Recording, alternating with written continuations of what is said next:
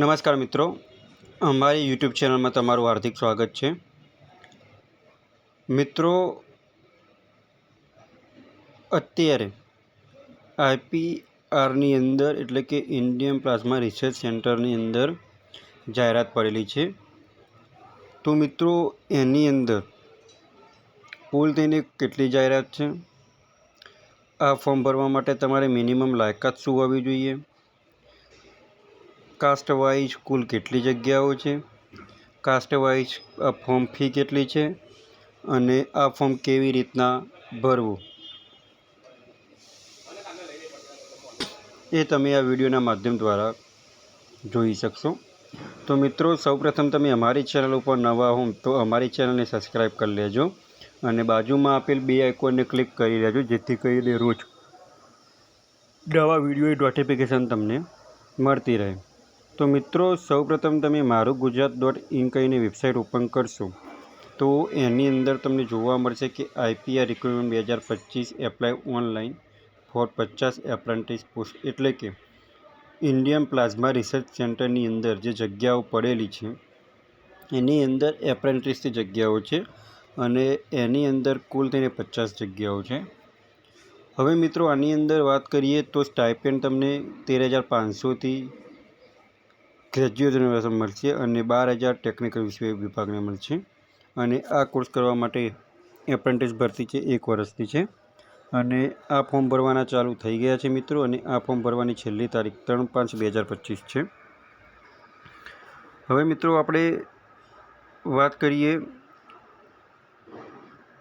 Post માટેની. તો computer એન્જિનિયરિંગમાં જે લોકોએ ગ્રેજ્યુએશન કરેલું છે તેવા લોકોની ડિગ્રી તે 5 જગ્યાઓ છે અને ટેકનિશિયન વિભાગ માટેની 2 જગ્યાઓ છે. સિવિલ એન્જિનિયરિંગ માટે 5 જગ્યાઓ છે અને ટેકનિશિયન વિભાગ ડિપ્લોમા માટેની 2 જગ્યાઓ છે. ઇલેક્ટ્રિક એન્જિનિયરિંગમાં 5 જગ્યાઓ છે, ટેકનિશિયન ડિપ્લોમા વિભાગની અંદર 5 જગ્યાઓ છે. ઇલેક્ટ્રોનિક કોમ્યુનિકેશનની અંદર 5 જગ્યાઓ છે અને ટેકનિશિયન વિભાગની અંદર 2 જગ્યાઓ છે. મિકેનિકલ એન્જિનિયરિંગની અંદર 5 જગ્યાઓ છે અને ટેકનિકલ વિભાગની અંદર 5 જગ્યાઓ છે. ઇન્સ્ટ્રુમેશન ઓફ કંટ્રોલની અંદર 2 જગ્યાઓ છે અને ટેકનિશિયન વિભાગની અંદર 2 જગ્યાઓ છે.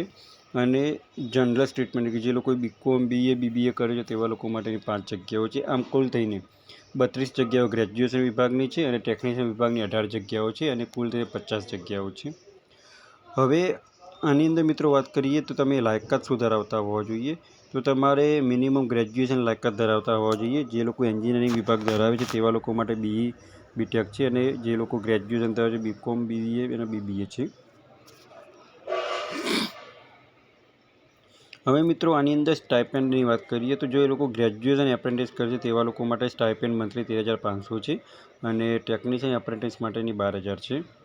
હવે આની અંદર મિત્રો સિલેક્શન પ્રોસેસ કેવી રીતના થશે, તો મિત્રો આની અંદર સિલેક્શન પ્રોસેસ મેરિટ બેઝના આધારે થશે અને ત્યાર પછી તમારી ડોક્યુમેન્ટ વેરિફિકેશન આવશે. હવે મિત્રો, તમારે અપલોડ ડોક્યુમેન્ટ કયા કરવાના, જે તમે ફોર્મ ભરે એ વખતે તો તમારી ડિગ્રી અને ડિપ્લોમાના જે સર્ટિફિકેટ હોય એ તમારે અપલોડ કરવાનું રહેશે. તમારે દરેક સેમની માર્કશીટ અપલોડ કરવાની રહેશે અને તમારું એજ પ્રૂફ અપલોડ કરવાનું રહેશે. હવે મિત્રો, બીજી કોઈ વધારાની માહિતી જોઈતી હોય તો તમે IPI કેરિયર્સ પેજ ઉપર ક્લિક કરશો તો તમને એ પણ વધારાની માહિતી મળી શકશે, જે એની મેન વેબસાઇટ ઓપન થશે. તો આ રીતનું એનું મેન વેબ પેજ ઓપન થશે, જેની અંદર તમારે કોઈ પણ માહિતી જોઈતી હોય તો તમે અહીં એડવર્ટાઇઝમેન્ટ પર ક્લિક કરશો તો એ પણ મળી જશે, હિન્દી અને ઇંગ્લિશ બંનેની અંદર. તો આ PDFની અંદર પણ તમને બતાવેલું છે કે કોમ્પ્યુટર એન્જિનિયરિંગની 5 જગ્યાઓ છે, ટેકનિશિયન માટેની 2 જગ્યાઓ છે. એવી રીતે અલગ અલગ વેકન્સી પ્રમાણે તમારે અહીંયા બતાવેલી છે અને આ સામે એની લાયકાત લખેલી છે, જે તમારે આ PDFનો અભ્યાસ કરવાનો રહેશે. હવે મિત્રો, આ ફોર્મ ભરવા માટે એપ્લાય ઓનલાઈન કેવી રીતના કરવું, તો મિત્રો એપ્લાય ઓનલાઈન કરવા માટેની લિંક તમને વિડીયો ડિસ્ક્રિપ્શનમાં આપેલી છે અને આપણે વિડીયોના માધ્યમ દ્વારા પણ જોઈ શકીશું કે ફોર્મ કેવી રીતના ભરવું એ.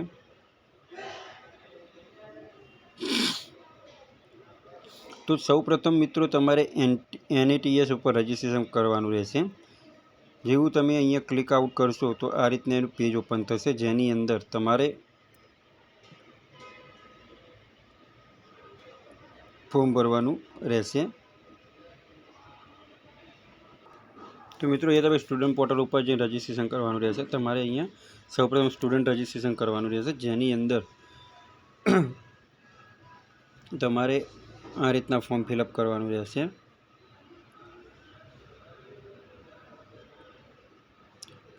અહીંયા તમારો મોબાઈલ નંબર, ઈમેલ આઈડી અને અહીંયા તમારે કેપ્ચર કોડ નાખીને સેન્ડ ઓટીપી આપવાનું રહેશે. એટલે તમારા મોબાઈલની અંદર એક ટેક્સ્ટ મેસેજ આવશે, જે તમારો તો તમારા મોબાઈલની અંદર એપ્લિકેશન નંબર આવશે અને એ એપ્લિકેશન નંબરના માધ્યમ દ્વારા તમારે ફોર્મ ભરવામાં આવશે. તો મિત્રો, જે મિત્રોએ ગ્રેજ્યુએશન પાસ આઉટ કરેલું છે અને જે લોકોએ એન્જિનિયરિંગ કરેલું છે તેવા મિત્રોને આ વિડીયો આગળ શેર કરો અને રોજ ગવર્મેન્ટ જોબને લગતા વિડીયો અને ટેકનિકલના વિડીયો જોવા માટે અમારી ચેનલને સબસ્ક્રાઈબ કરતા રહો. જો મિત્રો તમે આ વિડીયો ગમ્યો તો લાઇક કરજો, શેર કરજો, સબસ્ક્રાઈબ કરજો. Thanks for watching the video.